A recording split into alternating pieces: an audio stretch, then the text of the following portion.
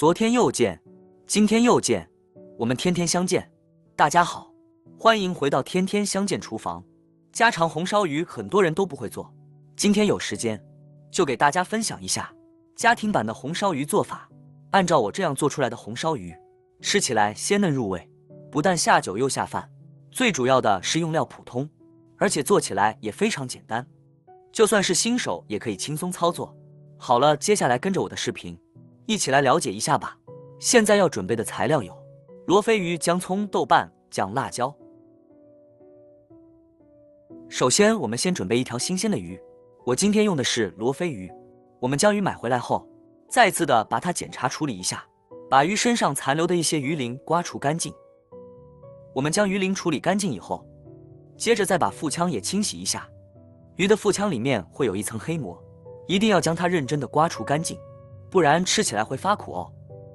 我们将罗非鱼处理干净以后，接下来再用菜刀在鱼背上打上花刀。打上花刀可以让鱼更好的成熟和入味。像我一样打上花刀在鱼身上就可以了。下一步再准备一小块的生姜，先把它改刀切成薄片，然后再切成姜丝。切好后先给它装起来备用。再准备小葱，清洗干净以后，把它改刀切成小葱段。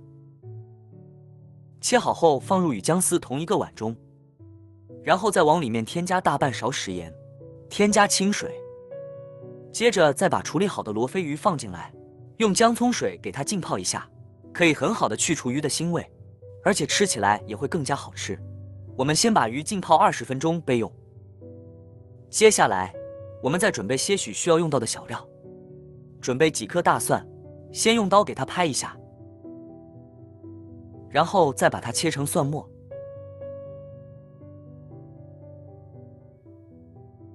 再准备少许的生姜，我们同样的将它改刀切成姜末。我们在烹饪过程中添加少许的姜蒜，不但能够去腥增香，而且还可以让鱼吃起来更加好吃。最后我们再准备少许的小葱，将它改刀切成小葱花。全部改刀切好后，先给它装起来备用。好了，这时候已经是浸泡20分钟了，我们先把鱼捞出来，然后再用厨房纸擦干表面的水分，不然煎的时候会崩油哦。好了，所有的材料准备完毕，下面我们开始正式烹饪。首先锅中添加稍微多一点点的油，油热以后，我们将鱼给它放进锅中，开中小火把鱼慢慢的煎制一下。我们在煎鱼的过程中，把鱼刚刚下锅以后，不要急于翻面，要用中小火给它慢慢的煎，让鱼接触到锅底的这一面，产生美拉的反应，也就是俗称的脆壳，也就是焦化层。在煎制的过程中，可以不断的变化一下煎制的部位，让鱼均匀的受热。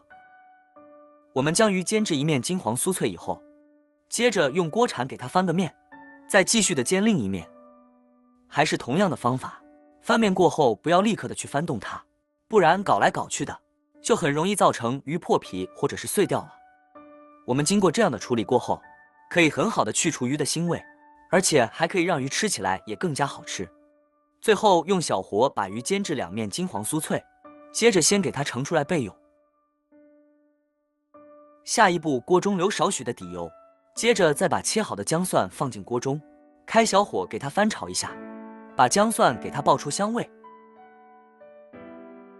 把姜蒜炒香以后，紧接着再往里面添加大半勺的郫县豆瓣酱，然后再继续的开小火给它不停的翻炒，把酱料炒出红油，炒出酱料的香味。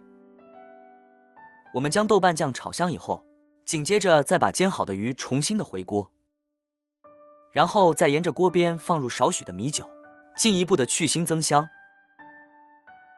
紧接着再往锅里面添加些许的汤水。好了，下一步开始调味，往里面添加适量的鸡精，还有一点点的白糖提鲜，还有蚝油，再来胡椒粉一点点，最后再添加味极鲜酱油少许，还有一点点老抽增加颜色。我们将鱼调味够后，接下来扣上盖子，用中火给它焖煮，大概6到7分钟左右，让鱼更好的入味。大概焖煮6到7分钟以后，接下来我们打开盖子来看一下。现在我们来看一下，这时候的汤汁也所剩不多了。然后再用勺子在鱼的身上不停地浇上汤汁，让鱼的上面也可以更好地吸收汤汁的味道。朋友们、家人们，视频看到这里了，麻烦您动动您发财的小手，帮忙点一个免费的小红心吧。对您来说只是举手之劳，对我来说可以高兴睡不着觉。现在这个视频就辛苦你帮我点赞转发一下吧，非常感谢大家支持和鼓励。大概2分钟以后，我们先把鱼盛出来备用。下一步，我们将剩余的汤汁进行勾芡，往里面添加适量的水淀粉。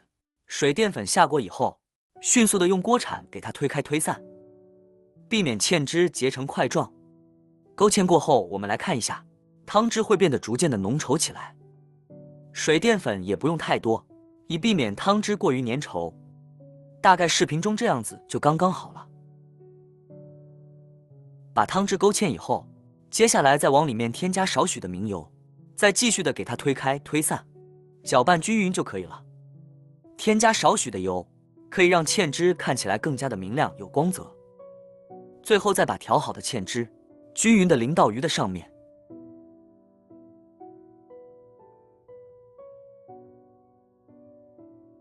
有条件的话，最后再撒上少许的葱花或者是香菜，点缀一下就可以了。